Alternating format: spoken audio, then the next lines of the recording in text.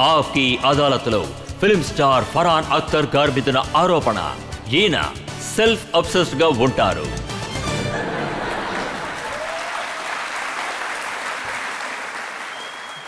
ఇలా చూడండి sir, self obsessed గా ఉండడం అనేది తప్పైన విషయమేం కాదు. ప్రజలు ఏమంటున్నారంటే అన్ని పనులు మీరే, డైరెక్టరు మీరే, రైటరు మీరే, ప్రొడ్యూసరు మీరే, యాక్టరు మీరే, అలాగే సింగర్ కూడా మీరే. మిగతా వాళ్ళ కోసం ఏదోటి వదిలేయచ్చు కదా.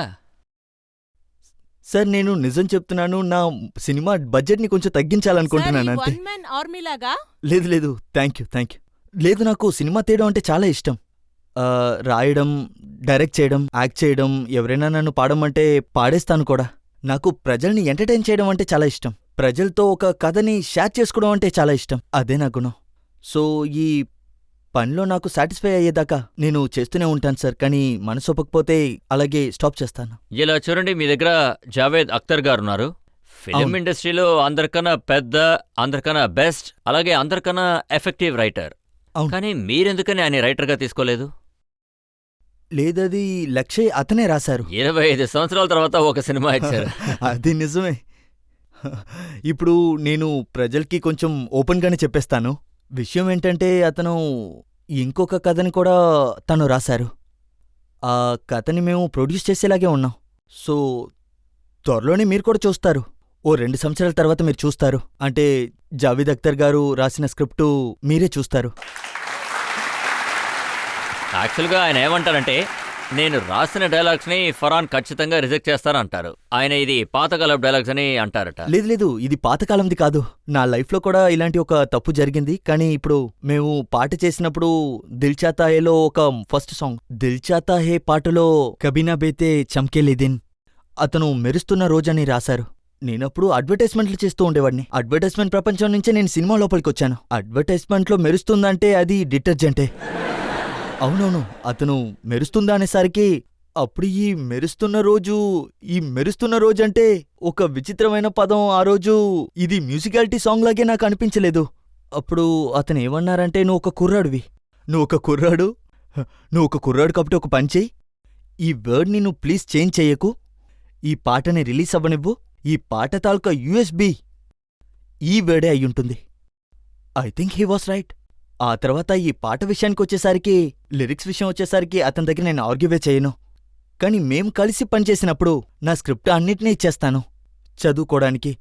ఆబ్వియస్లీ అతనికి ఎక్స్పీరియన్స్ ఎక్కువ ఉండడం వల్ల నాకు చాలా సజెషన్లు ఇస్తారు. నాకు సరి అనిపించిందని తీసుకుంటాను. ఒక్కొక్కసారి అతనికి అన్నీ సరే అనిపిస్తుంది, కానీ నాకే అలా అనిపించదు. నేను వాటిని పట్టించుకోను. అతను ఎప్పుడూ అంటూ ఉంటారు, నువ్వు చాలా తప్పు చేస్తున్నావు. అప్పుడు నేను అంటాను, మనిషి ఎప్పుడు తప్పు చేసాక నేర్చుకుంటాడు, నన్ను తప్పు చేయనివ్వండి. చూడండి, ఆయన అన్ని విషయాలు చెప్తారు. అది మీ విషయం కానివ్వండి, లేదా మీ సిస్టర్ జోయా విషయం కానివ్వండి. తన గురించి నాకు ఒక చాలా ఇంట్రెస్టింగ్ విషయం చెప్పారు. జోయా గారు ఆయన్ని కుక్క కోసం ఒక డైలాగ్ రాయమని చెప్పారట. అవును, అతను నా దగ్గర దీని గురించి చెప్పారు. సరే, నువ్వు నాకొక విషయం చెప్పు. నువ్వు గుండె కొట్టుకునేలా ఒక డైలాగ్స్ రాస్తూ ఉంటావు, కానీ నీ చెల్లెందుకు నీతో డైలాగ్స్ రాయిపించుకోలేదు? నేను తన దగ్గరే అడగమన్నాను. కానీ ఒక డాగీ తాలూకా క్యారెక్టర్ చూశారంటే అతను ఒక డీప్ థింకర్, ఫిలాసఫర్. ఒకవేళ నా చెల్లికి అలా అనిపించుండొచ్చు, నా లోపల డీప్ థింకర్, ఫిలాసఫర్ లేదని. సో తను ఎక్స్పెక్ట్ దగ్గరికి వెళ్ళిపోయింది. అలాగే ఇది కూడా నిజమే. ఆ సినిమాలో ఆ డాగ్ మీ మొహాన్ని నాకాలని మీ మొహానికి మీరు ఐస్ క్రీం పూసుకున్నారు. మొదటి విషయం, ఇంకా సంతోషమైన విషయం ఏంటంటే, నాకు కుక్కలంటే అస్సలు భయం అనేదే లేదు. చూసారంటే ఆ కుక్క నా మొహం అంతా నాకాలి. మేము చాలా టెక్స్ ట్రై చేశాం. నేను ముద్దులు పెడుతున్నాను, ఇలా అలా ఏదేదో చేస్తున్నాను. కానీ ఆ డాగీ నేను ఏం చెప్పినా అసలు వినలేదు. మాకు కావలసిన షాట్ మేము ఏం చేసినా దొరకలేదు. అండ్ ఫైనలీ డాగీని ఎలాగైనా ఎక్సైజ్ చేయాలనుకున్నాను. అప్పుడు దాని ట్రైనర్ చెప్పారు, ఒక పని చేయండి, ఈ షాట్ డాగీ మీద ఉన్నప్పుడు, మీ మొహం కనిపించినప్పుడు మీ ముఖం పైన మీరు ఐస్ క్రీం పూసుకోండి అని చెప్పారు. అప్పుడు నేను ఒక వెనిలా ఐస్ క్రీం తీసుకుని ముఖం అంతా పూసేసుకున్నాను. అప్పుడు చూసారంటే ఆ డాగీ వచ్చి ఒక మంచి పర్ఫార్మెన్స్ని మనకిచ్చింది. సరైన షాట్స్ దొరికింది. నేనేమంటానంటే, బయట నుంచి చూడ్డానికి ప్రపంచం చాలా గ్లామరస్గా ఉంటుంది, కానీ లోపలికొచ్చి చూస్తేనే డాగీ ముఖం నాకడానికి ఐస్ క్రీం పూసుకోవాల్సిన అవసరం వస్తుంది. తర్వాత మీరు డాగీ కోసం ఒకరిని డైలాగ్ రాయమని చెప్పారు. ఎవరో ఒకరు రాసే తీరాలి కదా. అలాగే మీరు డాగ్ కోసం జామింగ్ కూడా చేశారు. డాగీ కోసం జామింగా? అంటే మీ ఇన్‌స్టాగ్రామ్ వీడియోస్‌ని నాకొకరు పంపించారు. అవునవునవునవును. నా ఇంట్లో చూసారంటే నా దగ్గర 4 డాగీస్ ఉంది. అవి 4 కూడా ఇండియన్ స్ట్రీట్ డాగ్సే. మేము ఇంట్లో పెంచుతున్నాం. అందులో ఒక డాగ్ పేరు వచ్చి టైసన్. దానికి పాటంటే చాలా ఇష్టం. అంటే మనం పాటలో ఒక్క లైన్ పాడితే చాలు, దాని చెవిలో ఏదైనా రిథమ్ అనిపించిందంటే, మెలోడీ ఉన్నట్టు అనిపించిందంటే అది కూడా జాయిన్ అవుతుంది. ఇదిగో ఇలాగే అది మనతో పాటు కలిసి పాడుతుంది. అది ఇంకా ప్రయత్నిస్తుంది కూడా.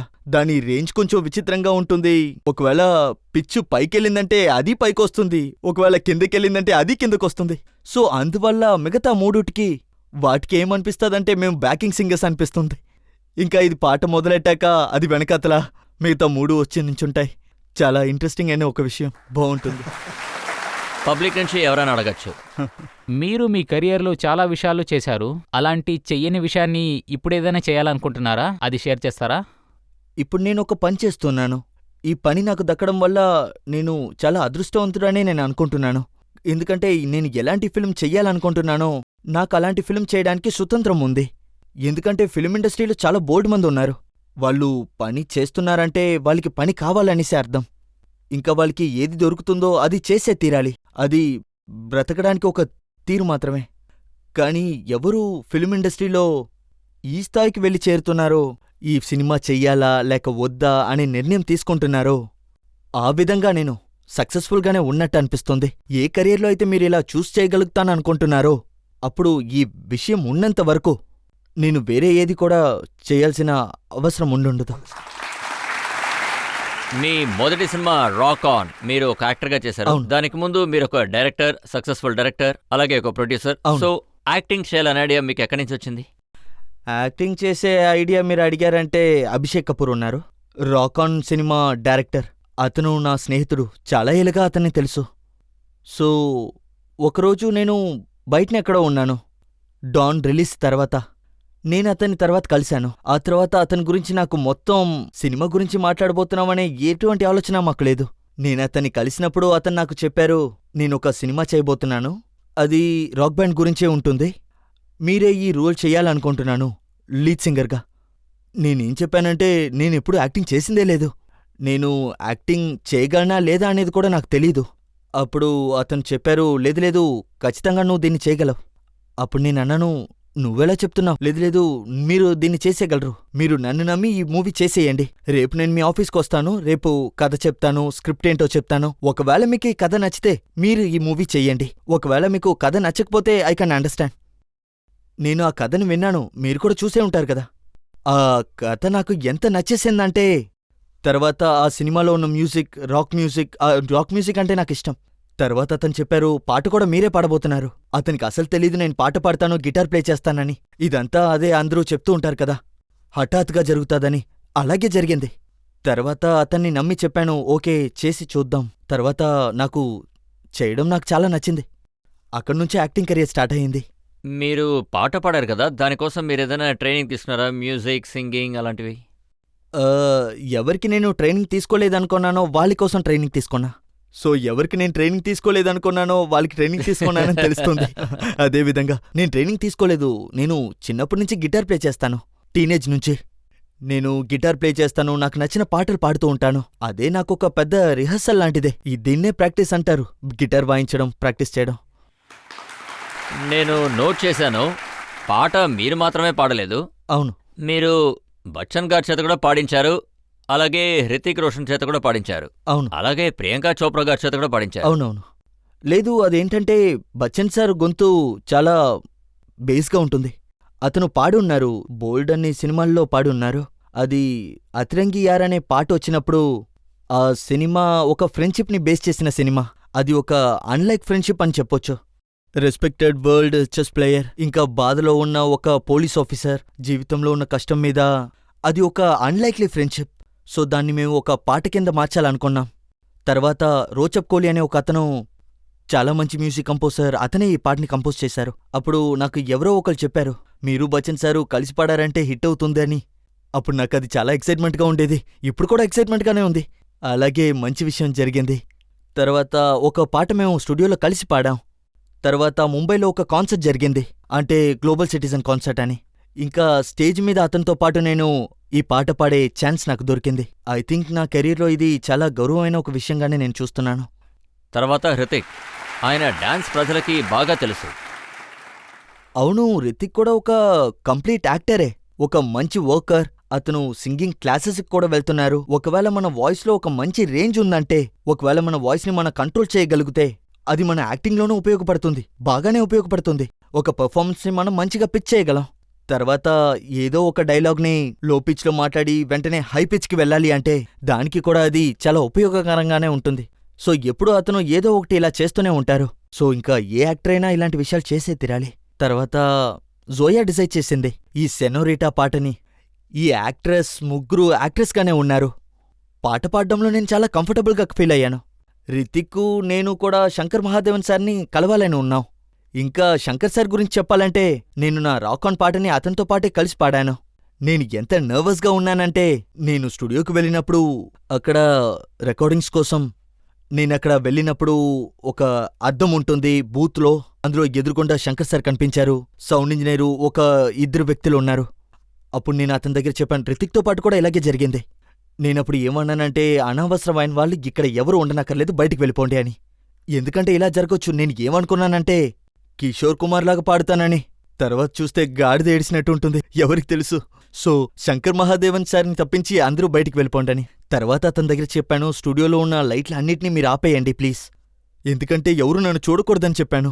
ఎందుకంటే నేను నించోని అదే అంటూ ఉంటారు కదా, ఒక టాలెంటెడ్ సింగర్, నేను అతనితో పనిచేశాను.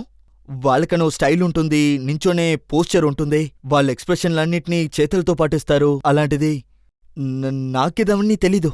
నాకు తెలిసిందేంటంటే, నా చేతిలో మైక్ని తీసుకొని దాన్ని ఇలా పట్టుకొని చీకట్లో అలా డాన్స్ చేస్తూ పాట పాడదామని, అలా ఈజీగా ఫ్లోలో వచ్చేస్తుంది కదా, అందుకని.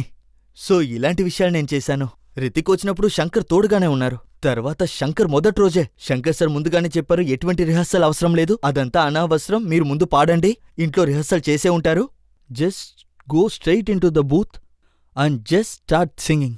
ఎందుకంటే మీరు పాట ప్రారంభించినంత వరకు మీ మైండ్ ఇలాగే అంటూ ఉంటుంది, మన వల్ల ఇది కుదరదు అని. So have been very very instrumental for me. Ritik కూడా ఇలాగే ఉంటుంది, అలాగే ఉంటుందనుకుంటా. ఇది నిజమా చెప్పండి, ఒకసారి ఏఆర్ రెహమాన్ గారు మిమ్మల్ని పాట పాడడానికి పిలిచారు, కానీ మీరు వెళ్ళలేదట? అవును, ఇది నిజమే. సో అతను, నాకు సినిమా పేరు గుర్తులేదు, కానీ అది ఏదో ఒక పాట నాకు అసలు గుర్తే లేదు. అది ఆ పాట తాలూకా ట్యూన్ మీరు చూసారంటే అందులో ఎటువంటి కాంపోజిషన్ ఉందో, ఆ సమయంలో నేను రాక్ ఆన్ పాట మాత్రమే పాడాను. నాకేమనిపించిందంటే ఇది మన వల్ల అసలు కాదు అని. ఇది ఒక డిఫరెంట్ అయిన సింగింగ్. నా దృష్టిలో నాకు డిఫరెంట్ అయిన సింగర్ కావాలనిపించింది. ఇంకా నా స్ట్రెంత్ యాజ్ ఎ సింగర్ నాకు తెలుసు ఇది నేను చెయ్యలేను అనేసి.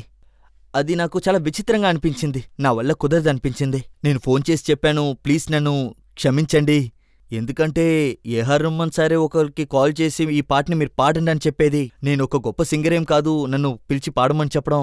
అయినప్పటికీ నాకు చాలా కష్టంగా ఉంది మీతో ఇలా చెప్పడానికి, కానీ నా వల్ల ఇది కుదరదు అని చెప్పాను. ఫర్గివ్ మీ అని చెప్పాను. అండ్ ఇప్పటి వరకు అతను నాకు ఫోనే చేయలేదు.